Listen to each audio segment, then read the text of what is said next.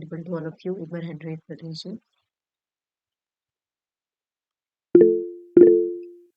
देखिए, हमने क्लास में सेक्शन 93 तक कंप्लीट कर लिया था। ठीक है, आज का जो हम सेक्शन पढ़ेंगे वो one of the most important section है, जो बात करता है बेस्ट एविडेंस रूल।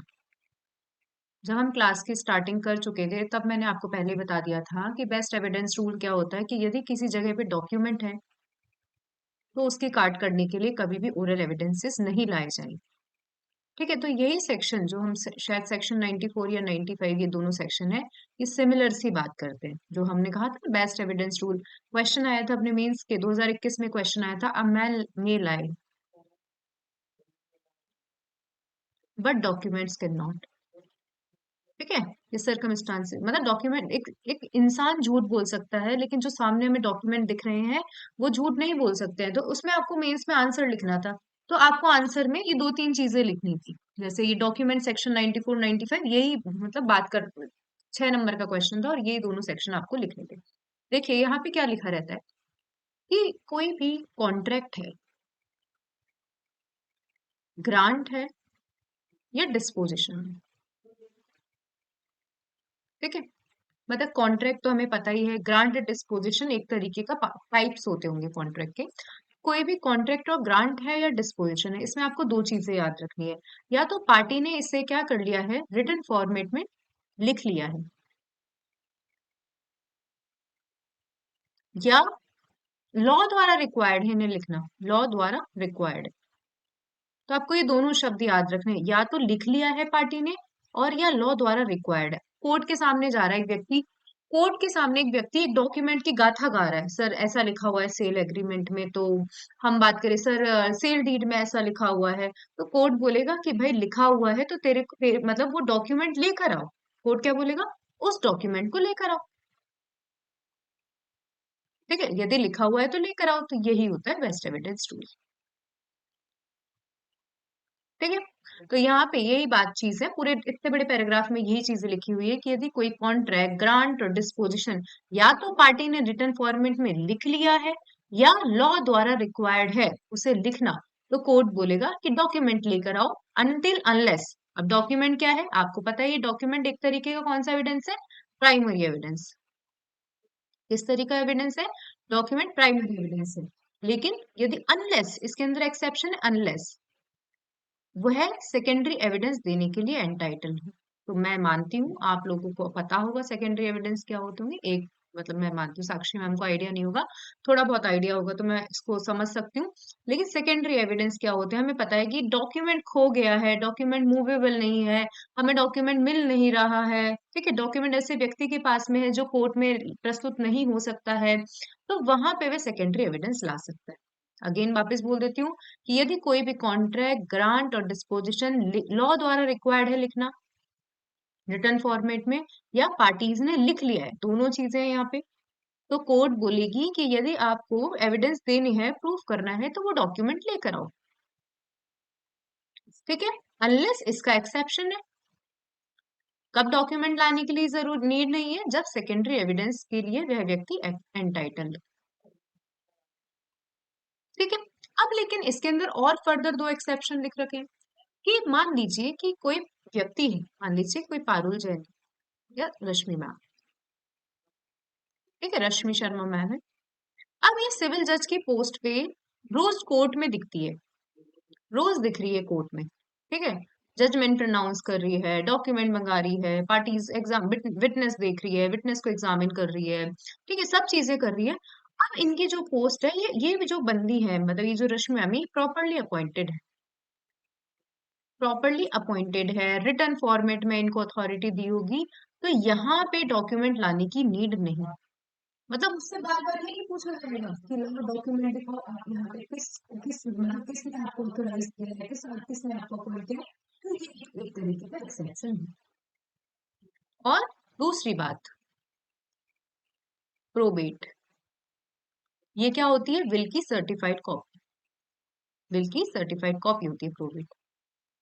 ठीक है, तो यदि जहां पर विल प्रस्तुत करना जरूरी है, तो विल एक तरीके का क्या है, डॉक्यूमेंट है, तो वहां पर यदि प्रोबेट भी प्रस्तुत कर दी जाती है, सर्टिफाइड कॉपी मैं मानती हूँ, यदि आप पूरी पुरानी क्लासेस देख चुके होंगे, तो सर्टिफाइड कॉपी एक तरीके का क्या है, सेकेंडरी एविडेंस। क्या है, एक तरीके का सेकेंडरी एविडेंस है। तो इन्होंने कहा कि जहां पे विल प्रस्तुत करना रिक्वायर है और यदि प्रोबेट भी प्रस्तुत कर दिया जाता है, तो भी हम क्या कर लेंगे, इस जो सेक्शन है इसके कंप्लाइंस मानते हैं। ठीक है। अब इसका एक और नीचे एक इलस्ट्रेशन दे रखा है, यहाँ पे मोस्टली पूछ लिया जाता है। एक रेंट की रिसिट है, वो लिखी हुई थी, रिटन फॉर्मेट में थी। तो उन्होंने कहा, मतलब इस सेक्शन के एग्जाम्पल में लिखा हुआ है कि ये रेंट की रिसिट है, रिटन फॉर्मेट में चाहे लिखी हुई हो, लेकिन ये एक तरीके का कॉन्ट्रैक्ट, ग्रांट और डिस्पोजिशन नहीं है। तो इसको, मतलब इस रेंट रिसिट को प्रूव करने के लिए सेक्शन 94 की कंप्लाइंस करने की नीड नहीं। तो मैं मानती हूँ थोड़ा बहुत भी समझ में आया, एक बार हैंड रेज कर दीजिए। थोड़ा बहुत भी समझ में आया, पढ़ेंगे भी मतलब सेक्शन अच्छे से, प्रियम द ma'am, Sakshi ma'am, Nikita ma'am. तो आ जाइए देखते हैं, बिल्कुल ध्यान से पढ़ना है, बिल्कुल धीरे धीरे। पूरे चैप्टर का नाम क्या है, of the exclusion of oral evidence bye documentary evidence, कि डॉक्यूमेंट्री एविडेंस को ओरल एविडेंस काट नहीं सकता है। तो देखिए कि when the terms of a contract, grant or any disposition of property have been reduced to the form of a document, देखो पहली लाइन क्या लिखी हुई है, have been reduced to the form of document, and in all cases in which any matter is required by law to be reduced in the form of document, तो दोनों लाइनें हमने पढ़ी कि एक ऐसा डॉक्यूमेंट, ऐसा कॉन्ट्रैक्ट, ग्रांट और डिस्पोजिशन जिसके टर्म्स को क्या कर लिया गया है, फॉर्म ऑफ द डॉक्यूमेंट में रिड्यूस कर लिया गया है। एंड वह सारे केस, इन ऑल केसेस, जहां पे लॉ रिक्वायर करता है कि आपको डॉक्यूमेंट के फॉर्म में इसको रिड्यूस करना है, तो नो एविडेंस, इन्होंने क्या कहा, नो एविडेंस। तो क्या बोल रहा है कि no evidence shall be given to proof the terms of such contract, grant और other disposition of the property. ठीक है, और ऑफ सच मैटर, कि कोई भी अदर एविडेंसेस नहीं लाया जा सकता है इस उस ग्रांट के लिए, उस कॉन्ट्रैक्ट के लिए, उस डिस्पोजिशन के लिए, accept the document itself, accept the document itself, आप डॉक्यूमेंट लेकर आओ, और secondary evidence of its content in case in which secondary evidence it is admissible under the provision hereinafter provided। कुल मिला के यही है कि कॉन्ट्रैक्ट, ग्रांट, डिस्पोजिशन है, रिटर्न में है, या लॉ ने रिक्वायर कर रखा है कि आपको रिटर्न में उस डॉक्यूमेंट को लिखना है, तो आप उसको प्रूफ करने के लिए, उस कॉन्ट्रैक्ट, ग्रांट, डिस्पोजिशन की टर्म्स को प्रूफ करने के लिए किसी भी अदर तरीके की चीजें नहीं ला सकते हो, आपको वो डॉक्यूमेंट से ही प्रूफ करना पड़ेगा, अनलेस आप सेकेंडरी एविडेंस देने के लिए एंटाइटल्ड हो। ठीक है, exception number 1, when a public officer is required by law to be appointed in writing, कि जब एक public officer required by law to be appointed in writing, जैसे रश्मि मैम मैंने कहा, and when it is shown that any particular person has acted such officer, the writing by which he is appointed need not to be proved. ठीक है, the second exception, will admitted to probate in India may be proved by probate, कि will admitted to probate in India, इसे probate के द्वारा भी आप prove कर सकते हो। अब देखिए क्या लिखा हुआ है कि ये एक्सप्लेनेशन है, क्या एक्सप्लेनेशन है, दो explanation. This section applies equally to cases in which contract, grant, disposition of the property referred to are contained in one document and to cases in which they are contained in more documents than। क्या बोला कि मान लीजिए यहाँ पर एक sale deed है, एक सेल डीड है, मैंने क्या कहा, एक सेल डीड है, तो ये सेक्शन इस पूरी की पूरी सेल डीड पर अप्लाई होगा। दूसरी बात, मैंने कहा इस सेल डीड के 4 पार्ट, कितने पार्ट्स हैं, 4 पार्ट्स हैं। सेल डीड की 4 कॉपीज नहीं बोला, मैंने बोला ये सेल डीड 4 पार्ट्स में बनी हुई है। ठीक है, ये भी आधा पार्ट इसमें लिखा हुआ, आधा इसमें लिखा हुआ, आधा इसमें लिखा हुआ, आधा इसमें लिखा हुआ। तो ये सेक्शन इस पर भी अप्लाई होगा। मतलब यदि आपको सेल डीड को प्रूव करना है तो आपको चारों के चारों पार्ट्स लेकर आने पड़ेंगे। और यदि सेल डीड एक पार्ट में है तो एक पार्ट लेकर आ जाओ, अब समझ में आएगा।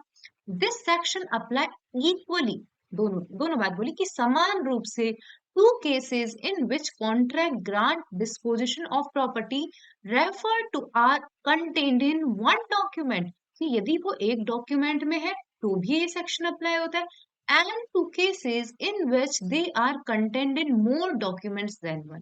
ठीक है, यदि वो बहुत सारे डॉक्यूमेंट्स के पार्ट्स में भी है तो उस पर भी अप्लाई होता है। अब देखिए, जैसे मान लीजिए कभी जन्म बर्थ बर्थ रजिस्टर वो देखा होगा, प्रमाण पत्र, बर्थ सर्टिफिकेट, या कुछ भी ऐसा मान लीजिए जिसके एक से ज्यादा ओरिजिनल है। जैसे मान लीजिए फॉर एग्जांपल बर्थ सर्टिफिकेट है, इसके 4 ओरिजिनल है। ठीक है, बना दिए जाएंगे। मान लीजिए कि बर्थ सर्टिफिकेट बनाया जा रहा है, पटवारिया जो भी बना रहा है उसने 4 ओरिजिनल बनाए, चारों पर साइन कर दिया। तो ये बात होती है कि सर हम 4 लेकर आए या चारों में से एक लेकर आए, तो इन्होंने कहा कि आप एक के द्वारा प्रूफ कर सकते हो। दोनों सेक्शंस दोनों एक्सप्लेनेशन में डिफरेंस समझ गए क्या? यहाँ पे 4 पार्ट्स में बना हुआ है और यहाँ पे 4 ओरिजिनल बने हुए हैं। एक बार हैंड रेस करो एक्सप्लेनेशन 1 एंड एक्सप्लेनेशन 2 के लिए। ठीक है, मैं मानती हूँ प्रियंका, समझ में आया? नहीं आया तो माइक ऑन करके पूछ सकते हैं। आप देखिए इसके अलावा क्या लिखा हुआ है? देखिए, आप ये इलस्ट्रेशन मैं आपको हर बार सेम सेम टाइप की बार बार एक चीज में बोलती हूँ। ये इलस्ट्रेशन कि जैसे मान लीजिए कि कोई भी डॉक्यूमेंट्री एविडेंस है, तो ये इलस्ट्रेशन जब भी डॉक्यूमेंट्री एविडेंस आएगा आपको ये एक्सप्लेनेशन दिख जाएगी कि ये जो सेक्शन है उन तथ्यों की, उन फैक्ट्स को लाने से, उन फैक्ट्स के लिए मना नहीं करता है जिसका ओरल एविडेंस दिया जा सकता है। जैसे अगेन मैंने आपको हमें स्टार्टिंग से एंड तक एक ही एग्जांपल दिया है तो हम वही कंटिन्यू करेंगे। जैसे कि फादर और मोहन। ठीक है, मोहन बोल रहा है कि सर मुझे मेरे पापा ने गिफ्ट डीड दी है, मुझे मेरे पापा ने गिफ्ट डीड से ये प्रॉपर्टी गिफ्ट कर दी है। अब कोर्ट में चल रही है चीजें। अभी हमने बोला कि contract grant disposition, contract grant disposition है, तो अब आप उस गिफ्ट डीड को प्रूफ कर रहे हो। तो यदि हम ऊपर सेक्शन की बात करेंगे, सेक्शन नंबर 94 की, सेक्शन नंबर 94 तो क्या बोलेगा? इसके पापा मना कर रहे हैं कि सर मैंने कोई गिफ्ट डीड नहीं दी है, मतलब दी है लेकिन गलती से बनी है ये सब चीजें। और मोहन बोल रहा है कि सर सेक्शन 94 में लिखा है कि गिफ्ट डीड से प्रूफ करना पड़ेगा। ठीक है, तो यहाँ पर ये सेक्शन बोल रहा है कि यदि मोहन के पापा बोल रहे हैं, फादर बोल रहे हैं कि सर ये इसने मुझसे गिफ्ट डीड, जब मैं गिफ्ट डीड बना रहा था तो मेरी मानसिक हालत, मतलब मैं मानसिक संतुलन में नहीं था, मैं बीमार था। ठीक है, मुझसे इसने अनड्यू इन्फ्लुएंस करके ये गिफ्ट डीड बनवाई है। ठीक है, मेरे साथ में फ्रॉड किया है, कोअर्जन किया है, अनड्यू इन्फ्लुएंस किया है। तो कोर्ट क्या बोलेगा? गिफ्ट डीड में ऐसा तो नहीं लिखा। तो ये एक्सप्लेनेशन नंबर 3 बोल रहा है कि ये जो फादर बोल रहा है ना कि मुझसे ये अनड्यू इन्फ्लुएंस करा, कोअर्जन करा, इस तरीके के ओरल एडमिशन को ये सेक्शन प्रिक्ल्यूड मतलब मना नहीं करता है। भाई उसके फादर तो बोलेंगे कि इवन दो आपके सामने गिफ्ट डीड दिख रही है, प्रूव कर रहे हो, लेकिन ये ओरल एडमिट, ये सुनो तो सही, ये गिफ्ट डीड जब मैं बना रहा था, जब मैं रो रहा था, आप मेरे आसपास के, मतलब आप किसी के एविडेंस तो लो, डायरेक्ट ये ओरल एविडेंसेस तो लो। तो यही कुछ लिखा हुआ है, आ जाइए। In this statement, in any document, whatever of the fact other than the facts referred in this section, ये सेक्शन में जो फैक्ट्स लिखे हैं, उसके अलावा ये सेक्शन प्रिक्लूड नहीं करता है of admission of oral evidence as to the same fact. ठीक है, मतलब उस फैक्ट के ओरल एविडेंस के एडमिशन को क्या नहीं करता है? प्रिक्लूड नहीं करता है। जैसे मैंने आपको ये सारे इलस्ट्रेशन आपको जैसे जैसे मैंने बोला, वो ये सारे इलस्ट्रेशन वही है कि यदि एक कॉन्ट्रैक्ट सेवरल लेटर्स में कंटेंट है, मतलब बहुत सारे पार्ट में कंटेंट है, तो आपको सारे parts, all the letters must need to be prove, सारे पार्ट्स प्रूव करने पड़ेंगे। यदि कॉन्ट्रैक्ट बिल ऑफ एक्सचेंज में है तो बिल ऑफ एक्सचेंज को प्रूव करना पड़ेगा। यदि बिल ऑफ एक्सचेंज 3 कॉपी में बने हैं, मतलब ओरिजिनल 3 है, इसके बिल ऑफ एक्सचेंज के 3 ओरिजिनल बने हैं, तो one only need to be prove. एक को ही प्रूफ किया जा सकता है। ये आप देख लेना, ये भी देखेंगे, सिंपल सा है ये भी इलस्ट्रेशन, कि कार्गो गया था और एक रिसिप्ट सी देनी थी, तो वो सिमिलर है। और एक इलस्ट्रेशन मैंने आपको बता दिया कि A gives a receipt of money paid by B. A gives a receipt of money paid by B, कि ए ने बी को रिसिप्ट दी कि उसने पैसा दिया है। Oral evidence is offered for the payment, this evidence it is admissible. तो ये मैं पहले ही बता चुकी हूँ कि ये जो इन्होंने रिसिप्ट थी ना, इन्होंने इसको कॉन्ट्रैक्ट ग्रांट डिस्पोजिशन में कंसीडर नहीं किया है, इसलिए इसके ओरल एविडेंस दिए जा सकते हैं। ये इलस्ट्रेशन मुझे बहुत परेशान करता था पहले की, यार ये भी तो लिखा हुआ है, लेकिन रेंट जो रिसिट है या मनी रिसिट है, इसे कॉन्ट्रैक्ट ग्रांट डिस्पोजिशन में कंसीडर नहीं किया गया। एक बार हैंड रेज कर दीजिए, जल्दी से मैं सुना देती हूँ, आप भी याद रख लेना कि कोई भी कॉन्ट्रैक्ट ग्रांट डिस्पोजिशन यदि reduce in the form of document है, या लॉ ने रिक्वायर्ड किया है कि आपको reduce in the form of document करना है, तो यदि उस कॉन्ट्रैक्ट के ग्रांट के डिस्पोजिशन के किसी भी कंटेंट को प्रूफ नहीं किया जाएगा, एक्सेप्ट डॉक्यूमेंट लाना पड़ेगा आपको। क्या लाना पड़ेगा? आपको डॉक्यूमेंट लाना पड़ेगा, तभी उसको एडमिसिबल किया जाएगा। एक्सेप्ट सेकेंडरी एविडेंस के लिए आप एंटाइटल हो। एक्सेप्शन नंबर 1, कि जहां पर अपॉइंटमेंट इन राइटिंग होता है पब्लिक ऑफिसर, तो वहां पे राइटिंग प्रूफ करना जरूरी नहीं है, विल की जगह प्रोबेट लाई जा सकती है। एक्सप्लेनेशन नंबर 1, यदि एक चीज, एक ये सब पे अप्लाई होता है, यदि कोई भी डॉक्यूमेंट एक पार्ट में है या 4 पार्ट्स में, इक्वली अप्लाई होगा। एक्सप्लेनेशन नंबर 2, एक से ज्यादा ओरिजिनल है तो एक से प्रूफ किया जा सकता है, और ये सेक्शन किसी भी तरीके की ओरल एविडेंस, उस फैक्ट को प्रूफ करने के ओरल एविडेंस को प्रिक्लूड नहीं कर रहा। मैं मानती हूँ समझ में आ गया होगा। आइए सेक्शन 95। सेक्शन 95 सिमिलर, जो ऊपर वाला सेक्शन है उसको फर्दर क्या कर रहा है, कंटिन्यू कर रहा है। ये सेक्शन अलग अलग नहीं है, ये सेक्शन मैम अलग अलग। हाँ, मैम इसमें जो एक्सप्लेनेशन 3 है वो सेक्शन 20 वाला ही है क्या सेम? मतलब सिमिलर उसमें दे सिमिलर, रखा आप था ना उसमें, कि हाँ ये सेम सेम चीजें आपको आगे भी दिखेगी, आप सिमिलर समझ सकते हो इस चीज को, ठीक है, इसको सेम मान ओके। सकते हो। अब आओ, ऑल्सो मैम इलस्ट्रेशन 3 एक बार जो ई वाला है, एक बार वापस समझाओ, समझ नहीं आया। देखो ये जो रिसिट्स होती है ना, कहने को ये रिसिट क्या है, डॉक्यूमेंट नहीं कंसिडर किया इन्होंने, ये जो रिसिट्स होती है कहने को रिटर्न है, रिटर्न है। तो ये बोल रहा है कि ए ने बी को कि बी ने कुछ पेमेंट किया है, उसके लिए रिसिट दी, ठीक है। तो ये सेक्शन बोल रहा है कि उस रिसिट को लाए बिना भी प्रूफ कर सकते हो आप। समझ रहे हो, कहने को रिसिट क्या है, एक रिटर्न फॉर्मेट है, क्या है, रिटर्न फॉर्मेट है। और हमने क्या पढ़ा, कोई भी document grant disposition return format में है, तो आपको रिटर्न लेकर आना पड़ेगा, डॉक्यूमेंट उठा के लाना पड़ेगा। लेकिन इन्होंने रिसिट को क्या नहीं कंसीडर किया, इन्होंने रिसिट को कॉन्ट्रैक्ट ग्रांट और डिस्पोजिशन मतलब कंसीडर नहीं किया, तो इन्होंने कहा कि ओरल एविडेंस लाए जा सकते हैं। ठीक है Nikita ma'am, yes ma'am, okay. ठीक है, इसको याद कर लो, ये पूछा जाता है मोस्टली, आपसे पूछा भी जाएगा ये, क्योंकि इसमें मोस्टली लोग कंफ्यूज होते हैं। तो इन्होंने कहा रिसिट को कंसीडर नहीं किया। अब देखिए, हमने सेक्शन 94 पढ़ा, बेस्ट एविडेंस रूल है।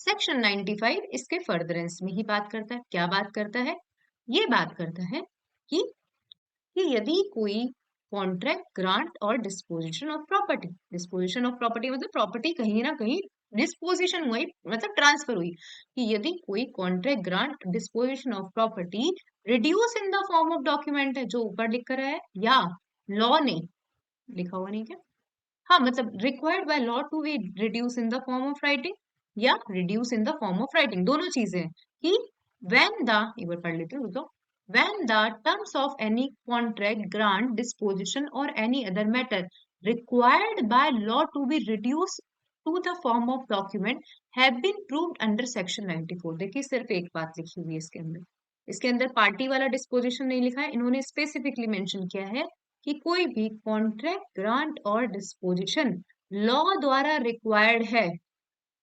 ऊपर दो पार्ट्स में डिवाइड कर दिया था, सेक्शन 94 5 में एक ही लाइन लिखी है, यदि कोई कॉन्ट्रैक्ट ग्रांट डिस्पोजिशन लॉ द्वारा रिक्वायर्ड है राइटिंग में लिखने के लिए, लॉ द्वारा रिक्वायर्ड है राइटिंग में लिखने के लिए, और वो सेक्शन 94 के अकॉर्डिंग प्रूफ हो गया है, तो किसी भी तरीके के ओरल एविडेंस एडमिट नहीं किए जाएंगे। क्या करने के लिए, जो डॉक्यूमेंट प्रूफ हो चुका है उसको काटने के लिए, देखो कॉन्ट्राडिक्ट करने के लिए, वेरी करने के लिए, एडिशन करने के लिए या सब्सट्रैक्शन करने के लिए। मैं मानती हूँ समझ में आ गया। देखिए वापस आइए कि यदि किसी तरीके का कॉन्ट्रैक्ट, ग्रांट, डिस्पोजिशन लॉ द्वारा रिक्वायर्ड है राइटिंग में लिखने के लिए। जैसे मान लीजिए कि कोई भी कॉन्ट्रैक्ट बना, अगेन सेल एग्रीमेंट नहीं बोलते, कोई भी कॉन्ट्रैक्ट, मान लीजिए किसी प्रॉपर्टी को बेचने का कॉन्ट्रैक्ट बना, तो यदि उस कॉन्ट्रैक्ट में 10 क्या है, 10 उस कॉन्ट्रैक्ट में पैराग्राफ है, तो दोनों पार्टी में से कोई पार्टी ये नहीं बोल सकती सर एक पैराग्राफ हमने क्या करा था, एक पैराग्राफ हमने मन से, मतलब कि एक पैराग्राफ में ऐसा कुछ लिखा हुआ था, मतलब इस कॉन्ट्रैक्ट में 11 पैराग्राफ थे, या इस कॉन्ट्रैक्ट में 9 पैराग्राफ थे, या इस कॉन्ट्रैक्ट को हमने वेरी कर लिया था, इस तरीके से तथ्य आप नहीं प्रूव कर सकते। तो इन्होंने कहा कि यदि कॉन्ट्रैक्ट, ग्रांट और डिस्पोजिशन लॉ द्वारा राइटिंग में लिखने के लिए कहा है, रिक्वायर्ड है, तो आप किसी भी तरीके का एविडेंस या ओरल ओरल एविडेंस, किसी भी तरीके का ओरल अग्रीमेंट या स्टेटमेंट नहीं ला सकते। ये जो कॉन्ट्रैक्ट, ग्रांट, डिस्पोजिशन है, ना ही तो इसको ऐड करने के लिए कि नहीं यार सर इसमें तो 11 पैराग्राफ थे, ना ही सब्सट्रैक्ट करने के लिए कि नहीं सर इसमें 9 पैराग्राफ थे, ना ही कॉन्ट्राडिक्ट करने के लिए कि सर ये जो 10 पैराग्राफ है ये सब गलत है। देखिए मतलब वो वहां पे डॉक्यूमेंट दिख रहा है सामने, और सामने वाला बंदा क्या बोल रहा है, ये 10 पैराग्राफ है पूरे कॉन्ट्राडिक्टरी, सब चीजें गलत है, तो contradict, very, subtract, very, subtract, adding, देख लीजिए कॉन्ट्राडिक्टिंग, वेरिंग, एडिंग, सब्सट्रैक्टिंग, आप उनकी टर्म्स को ये चारों तरीके की, ना ऐड करने के लिए, ना वेरी करने के लिए, माइनस करने के लिए, कॉन्ट्रैक्ट करने के लिए किसी भी तरीके का ओरल स्टेटमेंट नहीं ला सकते हो, बोल नहीं सकते हो एग्रीमेंट कि हमारे बीच में तो ऐसा ओरल एग्रीमेंट हुआ था, तो जी नहीं, आप ऐसा नहीं कर सकते। अगेन जो हम एक्सप्लेनेशन नंबर 3 में पढ़ के आए थे, वही और फर्दर एक्सप्लेनेशन में लिख दिया इन्होंने कि अगेन वही सेम सेम एग्जांपल लेते हैं गिफ्ट डीड वाला, कि इस फैक्ट की कोई भी बात, मतलब कोई भी फैक्ट प्रूफ किया जा सकता है जो उस डॉक्यूमेंट को इनवैलिडेट बनाता है, और जो किसी व्यक्ति को बता सकता है कोई व्यक्ति कि सर मेरे साथ तो फ्रॉड हुआ था, इंटिमिडेशन हुआ था, इलीगलिटी हुई थी, इसमें तो एग्जीक्यूशन मतलब कंसिडरेशन ही नहीं है, पार्टी कैपेसिटी नहीं थी, पार्टी की तो कॉन्ट्रैक्ट करने की कैपेसिटी नहीं थी, ठीक है, और मिस्टेक ऑफ फैक्ट है और मिस्टेक ऑफ लॉ है। बोलने से देखो मिस्टेक ऑफ लॉ को तो कंसीडर करना पड़ेगा, लेकिन ये जो सेक्शन है वो किसी भी तरीके से मना नहीं कर रहा है इस कॉन्ट्रैक्ट, इस जो मतलब डॉक्यूमेंट बना है, उसके काट करने के लिए, किस किस तरीके से कि फ्रॉड हुआ है, इंटिमिडेशन हुआ है, कंसिडरेशन नहीं है, पर्सन तो कैपेबल ही नहीं था, कैपेसिटी नहीं थी। भाई मान लीजिए कि मेरे बीच में, मैं 17 साल की हूँ, और मान लीजिए कि लोकेश के बीच में, ठीक है, 22-23 साल का लोकेश है, तो इसके बीच में कॉन्ट्रैक्ट हुआ है, ठीक है, तो है तो अब कहने को ये कॉन्ट्रैक्ट, अब आज कॉन्ट्रैक्ट की क्लास लोगे तो आपको पता चलेगा कि ये तो कॉन्ट्रैक्ट है ही नहीं, ये तो एग्रीमेंट है, वॉइड एग्रीमेंट है वो भी, क्योंकि मैं कितने साल की हूँ, 17 साल की हूँ, ठीक है, 17 साल की हूँ, तो ये फैक्ट प्रूफ किए जा सकते हैं कि ये डॉक्यूमेंट, ये पर्सन तो ये फ्रॉड है, मेरे साथ में इंटिमिडेशन हुआ है, इलीगल है, वांट ऑफ एग्जीक्यूशन है, कैपेसिटी नहीं है पार्टी की करने की, तो ये सब चीजें तो बोली जा सकती है। ये शायद इन्होंने और फर्दर इन्होंने लिख दिया। अब आ जाइए, ये पहली चीज आपने पढ़ी, डन, ये इसके 6 एक्सपेक्ट मतलब 6 एक्सेप्शन है, जो सेक्शन हमने पढ़ा इसके 6 एक्सेप्शन है। अब आ जाइए सेकंड एक्सेप्शन, देखिए आप बिल्कुल ध्यान से सुनना, देखो ध्यान से सुनिए, पहला exception, fraud, intimidation, want of consideration, capacity to contract. अब ध्यान से सुनिए दूसरी बात कि अभी हम ऊपर पढ़ के आए कि कोई भी सेपरेट मतलब कोई भी ओरल एग्रीमेंट नहीं लाया जा सकता। अब लेकिन मेरी बात सुनना कि कोई भी कॉन्ट्रैक्ट में 10 पैराग्राफ है, और मैं एक ओरल स्टेटमेंट बोल रही हूँ कोर्ट में, मैं एक ओरल स्टेटमेंट बोल रही हूँ कोर्ट में, जो इन 10 पैराग्राफ को क्या कर रहा है, सपोर्ट कर रहा है, किसी भी तरीके से कॉन्ट्राडिक्ट नहीं जा रहा है। मतलब जो ये 10 पैराग्राफ में लिखा हुआ है, वो जो 11वीं लाइन जो मैंने बोली, ये 10 पैराग्राफ के साथ ही चल रही है, अगेंस्ट नहीं चल रही है, तो इसे एडमिसिबल कर लिया जाएगा।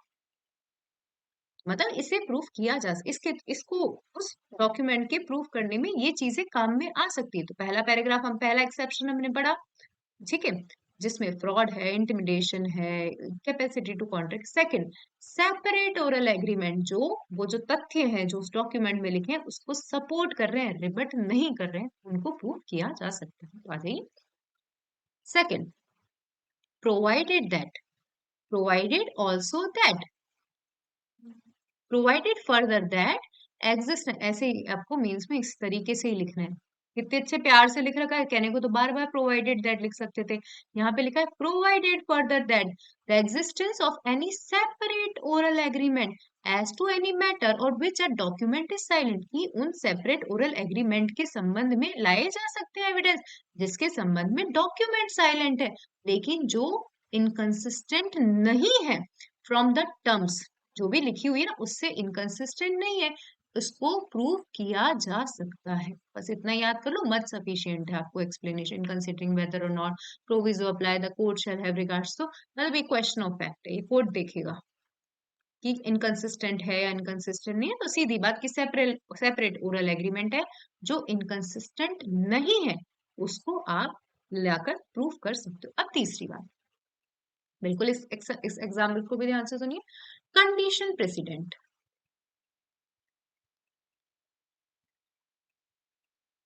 मतलब पूर्ववत शर्तें, पहली शर्त, जैसे मान लीजिए कि पारुल है और ये निकिता है,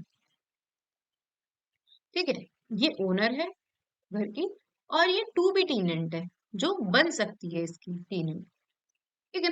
इन दोनों के बीच में कॉन्ट्रैक्ट हुआ है, ठीक है, इन दोनों के बीच में कॉन्ट्रैक्ट हुआ है कि 1 जनवरी 2025 से पारुल इसके घर में, इनके घर में टीनेंट बनेगी, ठीक है। तो अब आई नहीं पारुल, ठीक है, आई नहीं पारुल, और इसने पूरा घर, मतलब ये पारुल आई नहीं है और इसने इन्होंने जाकर केस लगा दिया। क्या बोलोगे कि सर हमारे बीच में तो कॉन्ट्रैक्ट हुआ था कि 1 जनवरी 2025 से पारुल आएगी, रेंट देगी, ब्ला ब्ला करके इन्होंने बोला। लेकिन पारुल क्या बोल रही है, पारुल बोल रही है कि सर मेरी पहली कंडीशन ये थी कि मैं 1 जनवरी 2025 को तभी इनके घर में घुसूंगी जब इनके घर में पहले से एक टेनेंट रह रहा है, वो घर खाली करेगा। तो इस कंडीशन, भाई अब आप खुद ही बताओ कि सर मैं इस कॉन्ट्रैक्ट को कैसे एग्जीक्यूट करूं, क्योंकि ये जो कंडीशन प्रेसिडेंट थी कि टीनेंट घर खाली करे, मैं ये जब तक ये टीनेंट घर खाली नहीं करेगा तो मैं कैसे रहूंगी इसके घर में, तो इस कंडीशन प्रेसिडेंट को प्रूफ किया जा सकता है, ठीक है। इवन दो कहने को तो इनके बीच में रेंट एग्रीमेंट बन चुका है, ठीक है, तो रेंट एग्रीमेंट के अगेंस्ट तो नहीं जा सकते आप, डॉक्यूमेंट को डॉक्यूमेंट से प्रूव करोगे, लेकिन इस कंडीशन प्रेसिडेंट को प्रूव किया जा सकता है। तो आ जाइए देखते हैं, provided also that, provided also that the existence of any separate oral agreement constituting a condition precedent, ठीक है, to attaching any obligation under any such contract, grant or disposition may be proved, ठीक है। आप एक चीज लिख देना, subsequent oral agreement, ठीक है, मैंने सिंपल से इतना याद करा था, सब्सिक्वेंट ओरल एग्रीमेंट जिसके अंदर डॉक्यूमेंट को रिस्काइंड किया गया है, मॉडिफाई किया गया है, ठीक है, उसे प्रूव किया जा सकता है। बस थोड़ी सी चीज आपको ये ध्यान रखना कि सब्सिक्वेंट ओरल एग्रीमेंट, जो पुराना ओरल एग्रीमेंट है उसके कंटिन्यूएंस में बनना चाहिए और रजिस्टर्ड होना चाहिए, ठीक है, रजिस्टर्ड होना चाहिए, राइटिंग में होना चाहिए। तो चौथा पॉइंट सब्सिक्वेंट, पहला पॉइंट था ओरल एग्रीमेंट, ठीक है, दूसरा पॉइंट है सब्सिक्वेंट ओरल एग्रीमेंट, जो क्या कर रहा है, कुछ भी उस जो पुराना डॉक्यूमेंट है उसको रिस्काइंड कर रहा है। और ये देखिए पढ़ते हैं, He provided also that the existence of any subsequent oral agreement to rescind or modify any such contract, grant, disposition of property may be proved. ठीक है, इन्होंने सिंपल सी चीज बोली कि कोई भी सब्सिक्वेंट ओरल एग्रीमेंट जो रिस्काइंड और मॉडिफाई कर रहा है उस डॉक्यूमेंट को, उसको प्रूफ किया जा सकता है, लेकिन एक्सेप्ट ये सब्सिक्वेंट ओरल एग्रीमेंट लॉ द्वारा रिक्वायर नहीं होना चाहिए राइटिंग में। ठीक है, except in case in which such contract, grant, disposition of property is by law required to be in writing। भाई जब ये ओरल एग्रीमेंट लॉ द्वारा रिक्वायर्ड इन राइटिंग होगा तो अब आप ओरल तो बोल ही नहीं सकते हो। और has been registered according to the law in force for the time being as registration of the document. ठीक है, मान लीजिए कि सब्सिक्वेंट ओरल एग्रीमेंट को लिख लिया गया क्योंकि लॉ ने बोला था और रजिस्टर्ड कर लिया गया, तो अब आप उस सब्सिक्वेंट ओरल एग्रीमेंट को तो उसकी काट करने के लिए ला ही नहीं सकते हो, क्योंकि लॉ ने रिक्वायर किया था आपको उसके लिखने के लिए और रजिस्टर्ड करने के लिए। ठीक है, तो पहली चीज सबसे यही रूल पढ़ रहे हैं हम सेक्शन 95 कि कोई भी कॉन्ट्रैक्ट, ग्रांट, डिस्पोजिशन लॉ द्वारा रिक्वायर्ड इन राइटिंग है, आप उसको वेरी करने के लिए, कॉन्ट्राडिक्ट करने के लिए, ऐड करने के लिए, सब्सट्रैक्ट करने के लिए किसी भी तरीके का ओरल एविडेंस या ओरल एग्रीमेंट नहीं ला सकते हो। पहला exception, fraud, intimidation, want of capacity, want of consideration, want of execution. Second, separate oral agreement जो इनकंसिस्टेंट नहीं है, उस जो तथ्य है उससे इनकंसिस्टेंट नहीं। थर्ड, सेपरेट ओरल एग्रीमेंट जो कंडीशन प्रेसिडेंट को बताता है।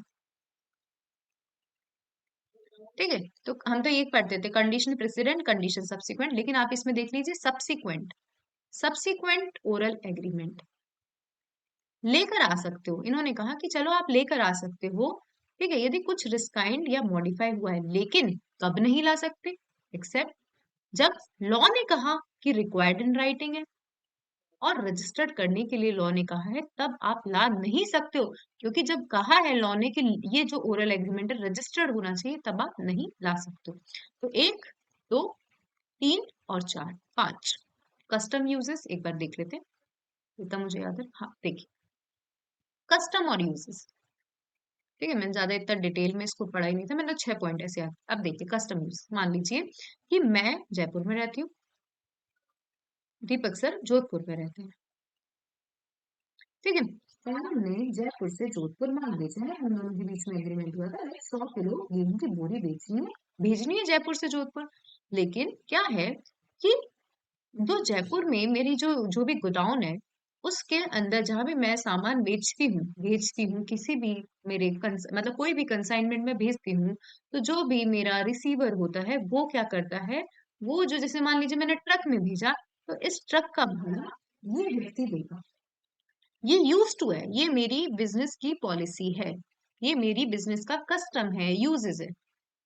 ठीक है, तो मैं इस चीज को प्रूव कर सकती हूँ कि सर आप उठा के मेरे 50 साल का करियर देखिए, ये आज तक ये जो रिसिट करने का मतलब सामान यदि दिया जाता है तो जो भाड़ा होता है वो कंसाइनी ही देता है, जो रिसीवर होता है वही देता है। तो इस चीज को मैं प्रूव कर सकती हूँ, कस्टम और यूजेस को मैं प्रूव कर सकती हूँ। सिक्स्थ वन मैंने ये पहले भी बताया है कि जैसे वही अगेन कि लाइक पौवा और पौवा मतलब दोनों चीजें, इसका मतलब 250 ग्राम होता है और ये शराब का एक जो ठेके की शराब होती है उसका एक टाइप है पौवा। तो यदि कॉन्ट्रैक्ट में ये दोनों शब्द हो सकते हैं, सिमिलर से हो, ये कॉन्ट्रैक्ट में ये शब्द लिखा हुआ है, लेकिन हो सकता है कि ये दोनों शब्द का अर्थ अलग अलग है उस कॉन्ट्रैक्ट की भाषा के अकॉर्डिंग। ठीक है, ऐसे बहुत सारे शब्द होते हैं यदि मतलब यदि एक जगह लिख दिए जाएं तो उसका अर्थ अलग निकलता है, लेकिन एक जगह लिख दिए जाएं तो उसका अर्थ अलग निकलता है। जैसे आप लोगों ने कभी हिंदी में सुना होगा, पता नहीं आप मतलब हम लोग हिंदी मीडियम से तो सबको पढ़ाते थे मुहावरे कि बे तीन बेर खाती, कभी आप लोगों ने सुना है कि बे तीन बेर खाती, वे तीन बेर खाता है, कभी सुना है आप लोगों ने? इसका मतलब समझ में आया? और कोई ना, कि वे तीन बेर खाती, वे तीन बेर खाते, इस ये आपके ये एक अलंकार है ये। ठीक है, इसका मतलब मैं समझाती हूँ फिर आपको समझ में आएगा कि वे 3 बेर खाती थी, मतलब किसी रानी के बारे में, किसी राजा की, राजा रानी के बारे में बात कर रहे हैं कि वो 3 बार खाना खाती थी किसी टाइम पे। ठीक है, कितनी बार खाना खाती थी? 3 बार खाना खाती थी। अब वो लिख रहे हैं, वापस से उन्होंने लिखा कि वे 3 बेर खाते हैं, कि अब उनकी हालत ऐसी हो गई कि 3 बेर, जो बेर होते हैं ना येलो कलर के, उनसे खाकर पेट भरना पड़ रहा है। तो इस बेर का मतलब और इस बेर का मतलब अलग-अलग है। तो आप इस चीज़ को प्रूव कर सकते हो कि ये जो लेटर में लिखा हुआ है ना, ये कौन से शब्द के बारे में बता रहा है। ठीक है? तो ये सब यही चीज़ें आ जाइए, देखिए लिखा हुआ है कि प्रोवाइडेड आल्सो दैट, यानी provided also that any uses और कस्टम, ये वाला है, एक इन्होंने शायद नया डाल दिया। 1 2 3 4 5, ये नया डाला है इन्होंने। देखिए, provided also that any fact may be proved which shows in what manner the language of a document is related to existing fact, कि ये जो डॉक्यूमेंट की लैंग्वेज है इस जो एग्जिस्टिंग फैक्ट है उससे कैसे रिलेटेड है। ठीक है, एक बार इसमें देखते हैं कि provided also that the annexing of such incident would not repugnant और inconsistent with the express term of the contract, कुछ लिखा होगा कि ऐसे कुछ इंसिडेंट है जो रिपग्नेंट नहीं है, इनकंसिस्टेंट नहीं है कॉन्ट्रैक्ट से, तो उनको प्रूव किया जा सकता है। तो आप इसको सेकंड लाइन के अकॉर्डिंग पढ़ लेना कि सेकंड लाइन में लिखा है सेपरेट ओरल एग्रीमेंट, ठीक है, जो इनकंसिस्टेंट नहीं है, और जो सिक्स्थ वन है उसमें लिखा है इंसिडेंट, जो रेपग्नेंट और इनकंसिस्टेंट नहीं है, उनको प्रूव किया जा सकता है। ठीक है, तो मैं मानती हूँ आपको समझ में आ गया होगा। और कभी भी आपके जैसे मेंस में क्वेश्चन था, man may lie but documents can not, ठीक है, तो उसके अंदर आपको सेक्शन 94 95 और एक और सेक्शन दिखेगा आपको लास्ट में, जैसे वही अगेन कि पारुल है और निकिता है, कि हम दोनों क्या है, पार्टी है, हम दोनों नहीं लेकर आ सकते, लेकिन मान लीजिए कि ये प्रियमदा मैम है, थर्ड पर्सन तो लेकर आ सकता है ना, ये दोनों नहीं लेकर आ सकते उस डॉक्यूमेंट कार्ड के लिए, लेकिन तीसरा व्यक्ति तो चीजें लेकर आ सकता है कि भाई इन दोनों के बीच में एग्रीमेंट हुआ है। ये प्रियमदा मैम बोलेगी कि सर पारुल ने तो मुझसे किसी ने एग्रीमेंट किया था, तो ये सेक्शन है, आ जाइए एक देखते हैं, शायद नीचे नीचे कहीं दिखेगा आपको।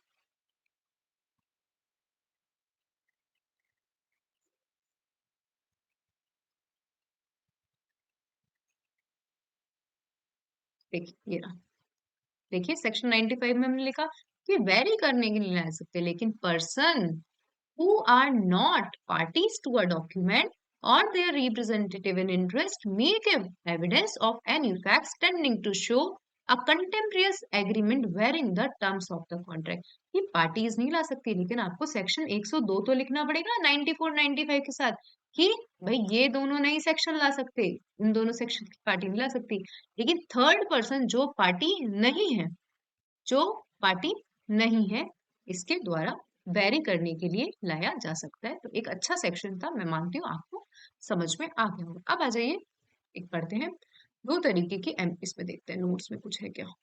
मैम हम्म, मैम ये सब्सिक्वेंट वाला समझ नहीं आया। देखो सब्सिक्वेंट, इधर आओ, एक कहाँ आया अपन, देखिए तीन तरीके के सब्सिक्वेंट पढ़े अपन ने, एक पढ़ा सब्सिक्वेंट ओरल एग्रीमेंट, एक तो सब्सिक्वेंट ओरल एग्रीमेंट जो जो लिखा हुआ है ना, रिटर्न एग्रीमेंट है ना, उससे इनकंसिस्टेंट नहीं है, ये समझ में आ गया। भाई जैसे मान लीजिए कि यहाँ पे 10 पैराग्राफ लिख रहे हैं और ये 11वां पैराग्राफ इससे इनकंसिस्टेंट है ही नहीं, बिल्कुल वही की वही बातें बोल रहा है जैसे ये 10 पैराग्राफ बोल रहे हैं, तो इसको प्रूफ किया जा सकता है कि, तो इन्होंने कहा हाँ इसको प्रूफ किया जा सकता है। डन, जैसे मैं कुछ बोल रही हूँ, जैसे कोई भी ऐसी चीज, हम दोनों के बीच में कोई रिटर्न एग्रीमेंट हुआ और मैंने कुछ चीज बोली और वो रिटर्न एग्रीमेंट से बिल्कुल बिल्कुल मतलब ऐसे समानांतर से जा रही है, बिल्कुल इक्वल जा रही है, तो आप उस चीज को प्रूफ कर सकते हो। ये पहला पैराग्राफ समझ में आया, डन है ना। अब दूसरा सब्सिक्वेंट होता है एग्रीमेंट जो कंडीशन प्रेसिडेंट है, जो कंडीशन प्रेसिडेंट है,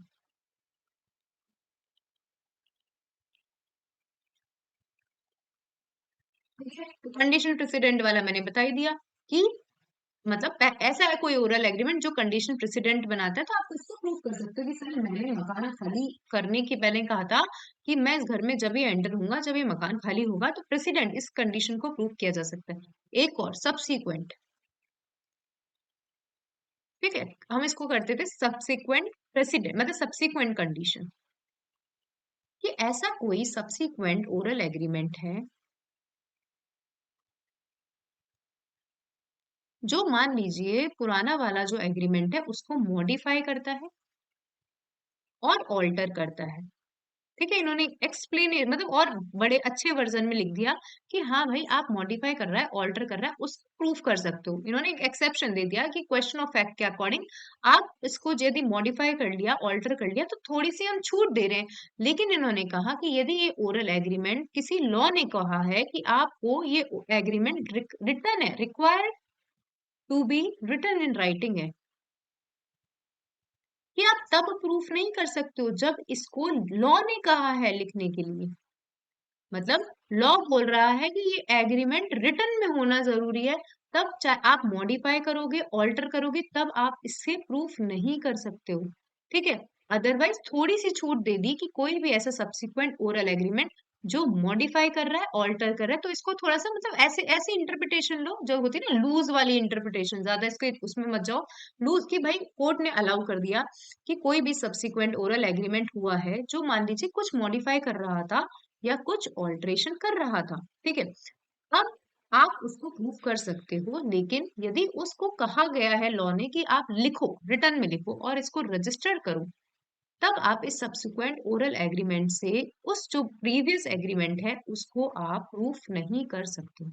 थोड़ा सा तो इंटरप्रिटेशन समझ में आया होगा, रट लो इसको थोड़ा सा, समझ में आने। Yes ma'am. मैम इसमें जो बोला है ना कि सब्सिक्वेंट उसको प्रूव कर सकते हैं, तो मतलब अपन 95 में तो उसी को पढ़ रहे हैं ना, रिक्वायर्ड बाय लॉ को ही तो पढ़ रहे हैं, तो फिर इसको एक्सेप्शन में क्यों डाला है? मेरे को ये चीज समझ में मतलब नहीं आई। मैं मुझे भी ऐसे ही था, लेकिन मुझे ऐसा लग रहा है इन्होंने थोड़ा सा फर्दर एक्सप्लेन कर दिया कि थोड़ी सी इन्होंने है ना इलास्टिक वाली होती है वैसी इंटरप्रिटेशन दी थी कि हाँ भाई आप प्रूफ कर सकते हो, लेकिन जब लॉ ने बोला है तब आप प्रूफ नहीं कर सकते हो। तो वापिस इन्होंने थोड़ा सा एक्सप्लेन कर दिया होगा, एक बार अपन दोबारा पढ़ लेते हैं कि प्रोवाइडेड इसमें ऑल्सो ऊपर वाले में है तो वही ना, रिक्वायर्ड बाय लॉ ही है ना इसमें contract. Okay. That he provided also that existence of any distinct subsequent oral agreement to rescind or modify any contract grant disposition may be proved।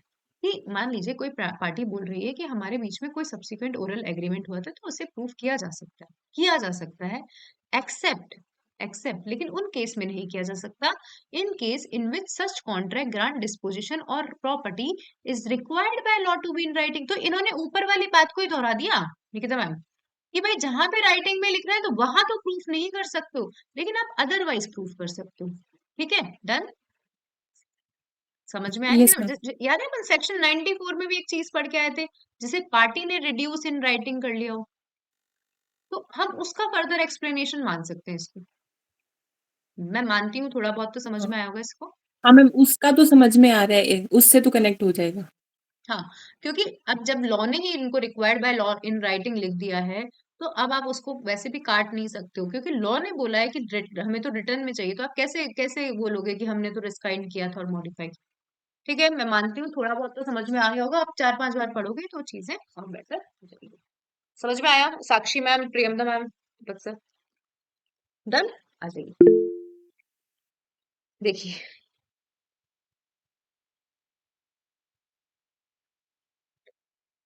आइए, एक होती है पेटेंट एम्बिग्विटी और एक होती है लेटेंट एम्बिग्विटी।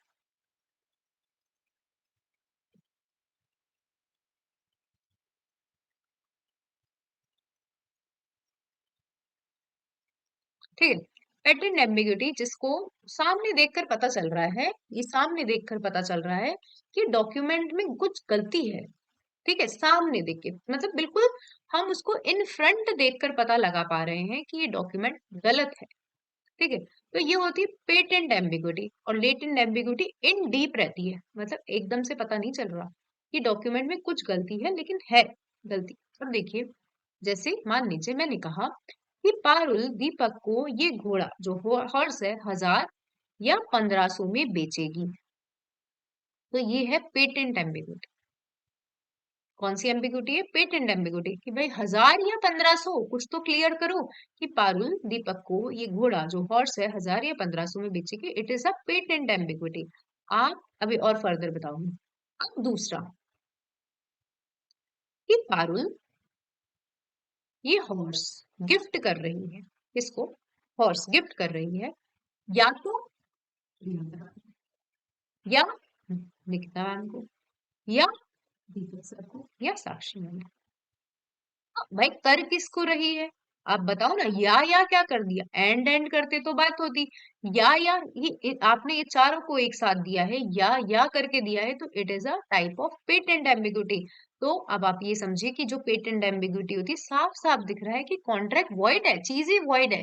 आप जब कॉन्ट्रैक्ट पढ़ोगे तो वहां पे दिखेगा ये वॉइड है, आप बोल नहीं सकते। मतलब मतलब अजीब सी चीज लिख दी आपने। तो आप इनको काटने के लिए या इनके संबंध में प्रूफ एविडेंसेस नहीं ला सकते हो। नहीं ला सकते कि सर मैं तो 1000 में बेचना चाह रही थी, आप देखो मैंने 1000 रुपए में बेचे सारे सारे घोड़े हमारे।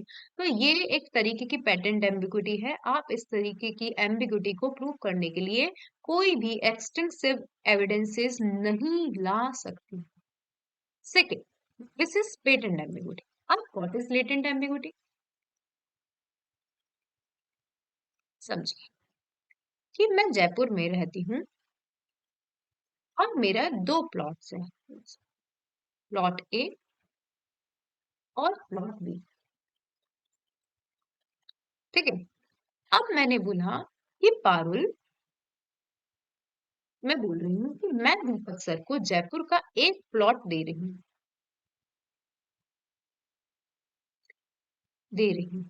तो अब इस तरीके की कौन सी एम्बिग्यूटी है? ये एक तरीके की लेटेंट एम्बिग्यूटी है। ठीक है, तो समझ गए, क्योंकि अब मैं इसके संबंध में एविडेंस लेकर आ सकती हूँ कि मेरा मकसद प्लॉट ए दीपक सर को देना था या प्लॉट बी दीपक सर को देना था। तो ये कोई गलती नहीं है। हो सकता है कि मैं लिखना भूल गई कि मैं ये एक प्लॉट ए दीपक सर को दे रही हूँ। एक बार हैंड रेज कर दीजिए, समझ में आया? जो अपारेंटली मिस्टेकन है, सामने साफ दिख रहा है कि मिस्टेकन है। और लेटेंट एम्बिग्यूटी की इन डीप कुछ गलत है, लेकिन आप उसके संबंध में, उसको प्रूफ करने के संबंध में एविडेंसेस लेकर आ सकते हो। तो ये सेक्शन दिखेगी। तो इसके दो डिफरेंस मैंने आपको बता दिए। पेटेंट एम्बिग्यूटी सामने दिख रहा है, लेटेंट एम्बिग्यूटी डीप में है। इसके संबंध में कोई एविडेंसेस नहीं ला सकते, इसके संबंध में आप एविडेंसेस ला सकते। इसके जो सेक्शन है थोड़े से मिक्स सेक्शन है, लेकिन हमें रट लेना है। मतलब सिमिलर सेक्शन है, एक दो जगह तो आपको दिख जाएंगे। आ जाइए देखते हैं, यदि आप समझ गए तो।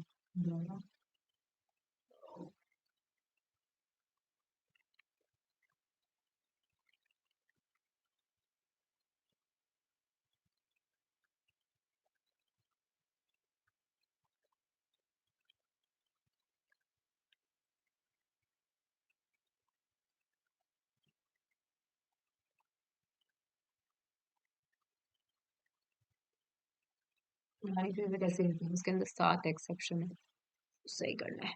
देखिए, patent ambiguity, defects appear on the face of the document. Patent ambiguity कौन सी एम्बिग्यूटी होती है? जिसके अंदर डिफेक्ट सामने ही दिख रहे हैं। लेटेंट एम्बिग्यूटी जो हिडन फॉर्म में है। पूरे डॉक्यूमेंट को पढ़ोगे ना तभी समझ में आएगा कि गलत है चीज। कोई एविडेंस नहीं ला सकते हैं, कोई एविडेंस ला सकते हैं। सब्जेक्टिव होती है, पता नहीं क्या है, और ऑब्जेक्टिव होती है, वो लिखा होगा कुछ। जब सेक्शन 29 में हम देखते हैं ये वॉइड है, मैंने आपको बता दिया कैसे एग्रीमेंट है, वॉइड एग्रीमेंट है। मतलब ये सेक्शन 29, जब हम इंडियन कॉन्ट्रैक्ट एक्ट की बात करते हैं, वहां पे लिखा है अनसर्टेन। अनसर्टेन कि कुछ भी, ठीक है, कि मैं ये दो समानांतर लाइन को मिलाकर दिखाऊंगा। ठीक है, तो ये अनसर्टेन है, ये एक तरीके का वॉइड कॉन्ट्रैक्ट है। कौन सा कॉन्ट्रैक्ट है? वॉइड। लेटेंट एम्बिग्विटी वैलिड हो सकती है यदि अनसर्टेनिटी को रिमूव कर दिया जाए। ठीक है, तो मैं मानती हूँ समझ में आ गया होगा, ऐसा कुछ परेशानी वाली बात नहीं है। तो देखिए, एक सेक्शन देख लेते हैं, क्योंकि फिर नेक्स्ट क्लास स्टार्ट करेंगे, कल से एक बार थोड़ा सा मैनेज करूंगी मैं। देखिए, when the language used in document on its face ambiguous। Section 96 किसके बारे में बात कर रहा है? दिख जाएगा आपको, बताना मुझे, जैसे कोई बताना कि when the language used in the document is on its face ambiguous, defective evidence may not be given of the facts which show its meaning or supply its defect। कौन सा है प्रियंका मैम? ये सेक्शन 96 पेटेंट है कि latent है? Patent. Done. एक बार साक्षी ma'am, दीपक sir, patent ambiguity है कि यदि डॉक्यूमेंट अपारेंटली अपने फेस पर ही एम्बिगुअस है, डिफेक्टिव है, कोई तरीके के डॉक्यूमेंट नहीं ला सकते हो, एविडेंस नहीं ला सकते हो उसके मीनिंग को और उसके डिफेक्ट्स को सप्लाई करने के लिए। A agrees B to sell a horse. 1000 और 1500 evidence can not be given in which price has to be given. अब जैसे मैंने बोला कि मैं हॉर्स 1000 रुपए में दे रही हूँ, किसको दे रही हूँ, तो ये भी ब्लैंक छोड़ दिया मैंने, तो ये भी एक तरीके की पेटेंट एम्बिग्यूटी है। ठीक है, तो आगे इसमें कुछ लिखा होगा, a deed which is blank evidence can not be given of its facts which show they how they were meant to be filled. अब आ जाइए, अब देखिए, अब सीधी बात, मतलब सेक्शन 97 भी क्लियर बोल रहा है, एम्बिग्यूटी है ही।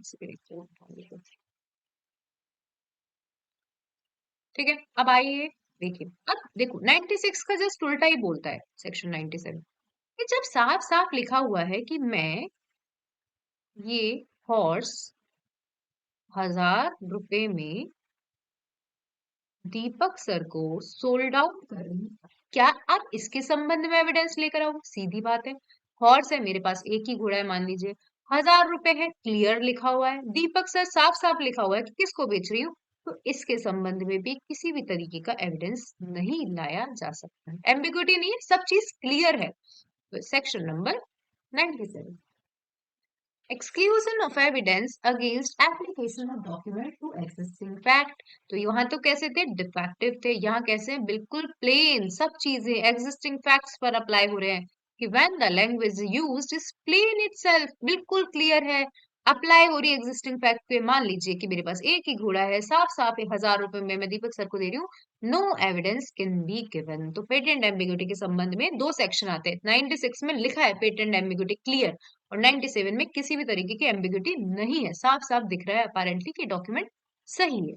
देखिए इसका एक इलस्ट्रेशन देख लेते हैं, बाकी क्लास एक बार कल कंटिन्यू करेंगे। देखिए, A sale to B, my my my by D, A से ए ने बी को डीड में कुछ लिखकर भेजा, माई एस्टेट एट रामपुर कंटेनिंग 100 बीघास, कि ए बी को भेज रहा है बाय डीड कि मेरा एस्टेट, मेरी एस्टेट, मेरी संपत्ति रामपुर में 100 बीघा, ए के पास में 100 बीघा है रामपुर में, तो अब इसके संबंध में कोई एविडेंस नहीं ला सकते क्योंकि अप्लाई हो रहा है, the language is plane itself, the language is plane itself, बिल्कुल क्लियर है, और apply to existing fact, existing facts पे भी अप्लाई हो रही है क्योंकि इसका घर है रामपुर में और इसके पास में 100 बीघा है, तो अब ये थोड़ी बोलेगा कि मैं तो शामपुर का बेचना चाह रहा था, तो इसके संबंध में कोई भी एविडेंस नहीं जा सकता। ठीक है, डन। बाकी क्लास एक बार कल कंटिन्यू करेंगे, मैं लिंक भेज देती हूँ, कॉन्टेक्ट क्लास में आ जाना। Thank you so much.